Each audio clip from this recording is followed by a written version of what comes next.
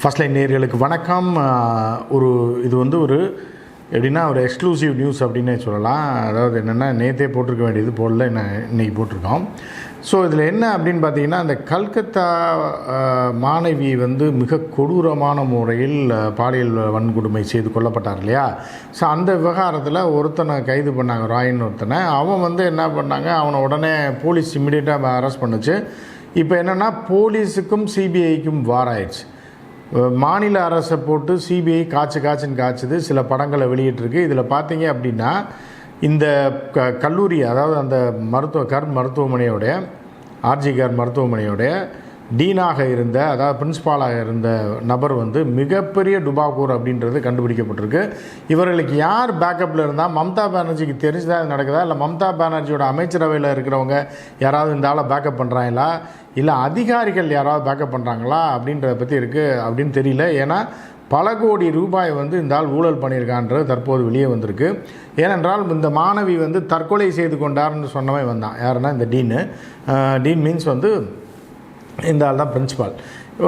முதல்ல மாணவி தற்கொலை செய்து கொண்டார்னு சொல்லி, அதாவது எல்லோரும் என்னென்னா ஒருத்தர் இறந்துட்டாங்க, அவங்க மகன் இறந்துட்டாங்கன்னு டக்குன்னு சொல்ல மாட்டாங்க. ஏன்னா அவங்க மூச்சு ஆகிடலாம், அவங்கள மிக வருத்தப்படலாம். அதனால் உடம்பு சரியில்லை, சீரியஸாக அட்மிட் பண்ணியிருக்கோம், சீரியஸான ஒரு பிரச்சனை வாங்கன்னு தான் சொல்லுவாங்க.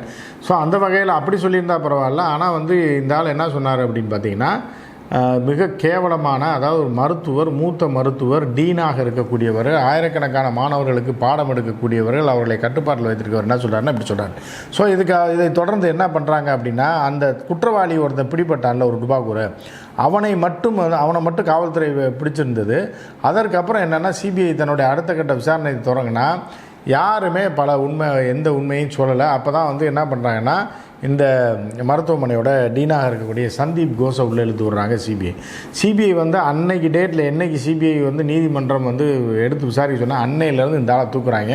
இந்த ஆளோட மூமெண்ட்ஸு, ஃபோன் எல்லாமே வாட்ச் பண்ணுறாங்க. வாட்ச் பண்ணால் மிகப்பெரிய டுபாக்கூர், ரொம்ப கொடூரமான, அதாவது இந்த கற்பழிப்பு சம்பவத்தில், குறிப்பாக அந்த பாலியல் பலாத்கார சம்பவத்தில் இந்த ஆள் நேரடியாக ஈடுபடலைன்னா கூட, ஆனால் இந்த ஆள் இன்னொரு வகையில் ரொம்ப மோசமானவராக பார்க்கப்படுகிறார். இவர் விசாரணையில் தோண்ட இந்த ஆளை பற்றி பல புகார்கள் வருது. இந்த ஆள் என்ன பண்ணான்னா 2020 தான் இந்த ஆள் அங்கே அப்பாயிண்டே பண்ணுறாங்க. எங்கேன்னா அங்கே அந்த டீனை அப்பாயின்ட் பண்ண 2 முறை இந்த ஆள் மேலே இருக்க குற்றச்சாட்டில் இந்த ஆளை மாற்றி விட்ருக்காங்க. மீண்டும் 15 நாட்களில் 2021 என்ன அப்படின்னு பார்த்தீங்கன்னா, அந்த கொரோனாக்குன்னு ஒரு மருத்துவமனையில் சில நிதி ஒதுக்குவாங்க, இல்லை மக்களை பாதுகாத்துக் கொள்ளுற, மக்களுக்கு உணவு வழங்குறதுக்கு, இந்த மாதிரிலாம் அதில் சீட்டிங் பண்ணி என்ன பண்ணியிருக்காங்கன்னா இந்த ஆள் ரூமை டெக்கரேட் பண்ணியிருக்காப்புல. இன்னும் பல்வேறு ஊழல் குற்றச்சாட்டுகள் இது மேலே இருக்குது. இதெல்லாம் தாண்டி ஒரு பயங்கரமான விஷயம் என்ன அப்படின்னு பார்த்தீங்கன்னா, பிணத்தை விற்று ஊழல் செய்திருக்கிறான் அந்த ஆள். அதாவது சுடுகாட்டு ஊழல் நம்ம கேள்விப்பட்டிருக்கோம். பல்வேறு ஊழல்கள்லாம் கேள்விப்பட்டு ரொம்ப கேவலமாக இருக்கும். இப்போ சமீபத்தில் கூட பாஜக அரசில் செத்தவனை புதைக்கிறதுக்கு டாக்ஸ் போட்டாங்க, டக்குன்னு 24 ஹவர்ஸில் வாபஸ் வாங்கிட்டாங்க. இதெல்லாம் நம்ம பார்த்துருக்கோம். ஆனால் பிணத்தை விற்று ஊழல் செய்து இவ்வளோ காசு சம்பாதிச்சிருக்க ஒரு மருத்துவரை, அப்போ எப்படிங்க ஒரு மருத்துவருக்கு மேலே மரியாதை இருக்கும்? மருத்துவர்கள் இங்கே போராடுறாங்க, அவர்களுக்கு பாதுகாப்பு வேணும் அப்படின்னு ஒரு பக்கம் இருந்தால் கூட, இன்னொரு பக்கம் ஒரு மருத்துவரை இப்படி தனமாக நினச்சா மருத்துவர்கள் மேலே எப்படி மரியாதை ஒரு மக்களுக்கு அப்படின்ற ஒரு கேள்வி இங்கே வருது. இதில் பார்த்தீங்க அப்படின்னா, இந்த சந்தீப் கோஸ் என்ன பண்ணியிருக்காங்கன்னா, அங்கே இருக்கக்கூடிய அனாதை பிணங்களை ப்ரைவேட் காலேஜுக்கு விற்றுருக்கான். பணத்தை எங்கடா விற்பாங்க, பணத்தை வாங்கி என்னடா பண்ணுவாங்க அப்படின்னு ஒரு கேள்வி இருக்கும் இல்லையா. இதுதான் என்ன அப்படின்னா, இந்த பிணங்களை எங்கே விற்றுருக்காரு இருந்தால் அப்படின்னு பார்த்தீங்கன்னா, ப்ரைவேட் காலேஜில் ரிசர்ச் ஸ்டூடெண்ட்ஸுக்கு பிணம் தேவைப்படும். பிணம் என்பது நம்ம பிணமாக பார்க்குறோம், அது ஆனால் அது மிகப்பெரிய ஒரு தேவை எங்கன்னா ப்ரைவேட் மெடிக்கல் காலேஜில் இருக்குது. சரினா கவர்மெண்ட் மெடிக்கல் காலேஜில் தான் என்ன அப்படின்னு பார்த்தீங்க அப்படின்னா, இந்த போஸ்ட்மார்ட்டம் பண்ணுவாங்க. போஸ்ட்மார்ட்டம் பண்ணுறதுக்கு எல்லாம் பாடிகள்லாம் அங்கே தான் வரும். அதே மாதிரி அனாதை பிணங்களை எங்கே கொண்டு சேர்ப்பாங்கன்னா, இந்தியா முழுவதுமே இப்போ அரசு மருத்துவமனைகளில் கொண்டு தான் அனாதை பிணங்கள் யாராவது ரோட்டில் செத்து போயிட்டாங்கன்னா கொண்டு போட்டுருவாங்க. அது மார்ச்சில் மாதக்கணக்காக கிடக்கும். அதை அடக்கம் செய்வதற்கான நிதியெல்லாம் அந்த இதில் இல்லை. அதை சில இப்போ தமிழ்நாட்டிலாம் எடுத்திங்கன்னா பல தன்னார்வ தொண்டு நிறுவனங்கள், சில தனிநபர்கள்லாம் எங்கேயும் நூற்றுக்கணக்கான பிணங்களை அவர்களுடைய காசில் அடக்கம் பண்ணியிருக்காங்க. இதை கோவையில் ஒருத்தர், வேலூர்லலாம் இதை ஒரு தொண்டாக எடுத்து செஞ்சிட்ருக்காங்க. ஆனால் இந்த ஆள் என்ன பண்ணுறேன்னா, அந்த பிணத்தை கொண்டு போய் விற்கிறான். ஏன்னா ப்ரைவேட் காலேஜ் ரிசர்ச்சுக்கு பிணங்கள் தேவைப்படும், அதனால் அங்கே கொண்டு விற்றுருக்கான்றது இப்போ தெரிய வருது. 2021 எண்டில் இந்த ஆள் ட்ரான்ஸ்ஃபர் பண்ணப்பட்டிருக்காங்க. ஊழல் குற்றச்சாட்டு காரணமாக, விஜிலன்ஸ் விசாரணை காரணமாக ட்ரான்ஸ்ஃபர் செய்யப்பட்டு 15 நாளில் திருப்பி அதே ஆர்ஜிகர் மருத்துவமனைக்கு இந்த ஆள் வரான்னா அப்போ எவ்வளோ செல்வாக்கு படைத்த நபராக இருக்கும். இந்த காலகட்டத்திலேயே மம்தா பானர்ஜி ஆட்சி தான் நடந்துக்கிட்டு இருக்காங்க.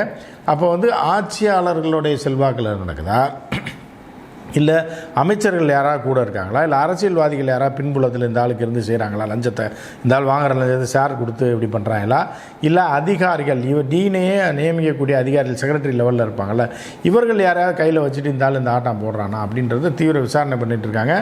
2 முறை, ஒரு முறை வந்து வேறு மருத்துவமனைக்கு மாற்றுறாங்க, 15 நாளில் திருப்பி வந்துடுறாங்க. இன்னொரு மருத்துவமனைக்கு இன்னொரு 2023 வேற ஒரு மருத்துவமனைக்கு ஒரே மாதத்தில் திருப்பி இந்த மருத்துவமனைக்கு இந்த ஆள் வந்துடுறான். அப்போ இந்த ஆள் வந்து இந்த அது போக என்ன அப்படின்னு பார்த்தீங்கன்னா, இந்த பயோ வேஸ்ட் இருக்கு இல்லையா, அதாவது என்னென்னா இந்த இன்ஜெக்ஷன் போடுவாங்க, சிரிஞ்சி அது இதெல்லாம் பிளாஸ்டிக்லாம் இருக்குல்ல, இதெல்லாம் தனித்தனியாக பிரிச்சுடுவாங்க. இதை வந்து ஒரு பெரிய அளவுக்கான ஒரு அமௌண்ட்டுக்கு, கோடிக்கணக்கான ரூபாய்க்கு இந்த ஆள் விற்று ஊழல் செஞ்சுருக்கான்னு சொல்லி யார் சொல்கிறா அப்படின்னா, அந்த மருத்துவமனையில் மூத்த மருத்துவர்கள் மட்டும் இல்லாமல் பல்வேறு ஊழல்கள் இந்த மருத்துவமனையில் நடக்குது, இந்த ஆளுடைய அட்மினிஸ்ட்ரேஷனே சரியில்லைன்னு சொல்லி பயிற்சி மருத்துவர்களே பல முறை இந்த 2020க்கு அப்புறம் இந்த ஆள் வந்து ஜாயின் பண்ணதுக்கப்புறம் 21, 22, 23 பல கம்ப்ளைண்ட்டு விஜிலன்ஸ் விசாரணைலாம் நடந்தும் இந்த ஆளை ஒன்றுமே செய்ய முடியல. ட்ரான்ஸ்ஃபர் போட்டாலும் 15 நாளில் வந்துடான். எனவே இந்த கொலையில் இந்த ஆளுக்கு சம்மந்தம் இருக்குமோ? ஏன்னா ஒரு பெண்ணை வந்து இந்த அளவுக்கு ஒரு பாலியல் வன்கொடுமை பண்ணுறது நம்ம கேள்விப்பட்டிருக்கோம், இந்த மாதிரி இருக்கும். சில பேர் வந்து வெளியில் சொல்லிடக்கூடாதுன்னு கொலை பண்ண பல சைக்கோக்களை நம்ம கடந்த காலத்தில் பல வழக்குகளை நம்ம பேப்பரில் படிச்சிருப்போம், பார்த்துருப்பீங்க. ஆனால் இவ்வளவு கொடூரமாக அடித்து கழுத்தை திருப்பி கையை காலெலாம் உடச்சி கொள்கிறான் அப்படின்னா அதில் வந்து அந்த பெண் வந்து அவசியமாக என்ன நடந்தது அங்கே அப்படின்றது இனி போக தான் விசாரணைக்கு வரும். இதில் இன்னொரு விஷயம் என்ன அப்படின்னு பார்த்தீங்கன்னா, இப்போ பிடித்து வைக்கப்பட்டிருக்கவன் இருக்கான்ல சைக்கோ, அவன் நீதிமன்றத்தில் அவனை ஆஜர்படுத்தியிருக்காங்க சிபிஐ. அப்போ வந்து நீதிமன்றத்தில் போய் சொல்லியிருக்கான், நான் நிரபராதி, எனக்கு இதுக்கு சம்மந்தமே கிடையாது, என்னை இந்த வழக்கில் கோர்த்து விட்டுருக்காங்க அப்படின்னு.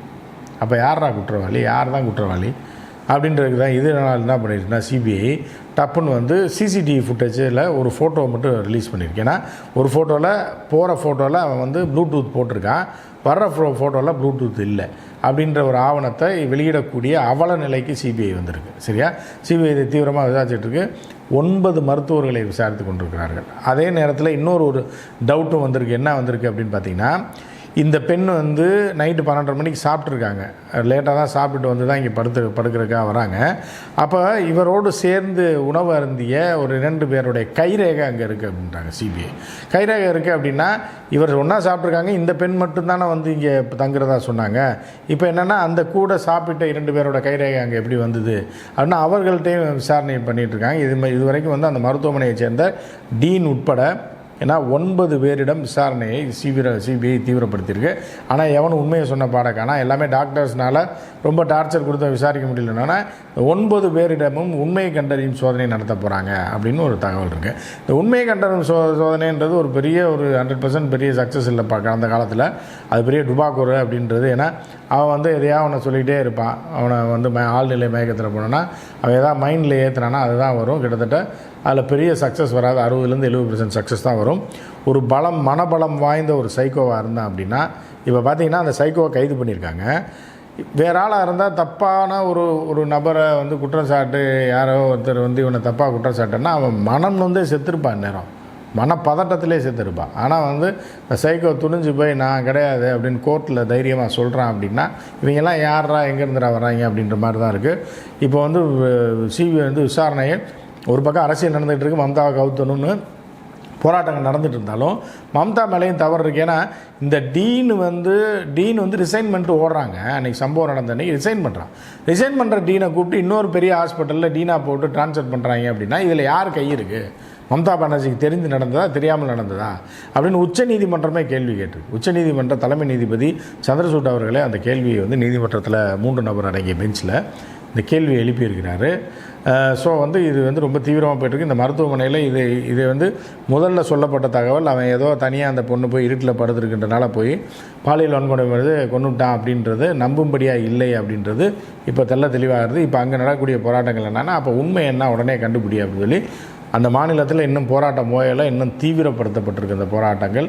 நிச்சயமாக மஹந்தாவோடைய ஆட்சியை பழி வாங்காமல், இந்த காவு வாங்காமல் இந்த போராட்டம் போகாதுன்ற மாதிரி தான் தோணுது. மற்றொரு டெவலப்மெண்ட் நியூஸோடு சந்திப்போம். நன்றி, வணக்கம்.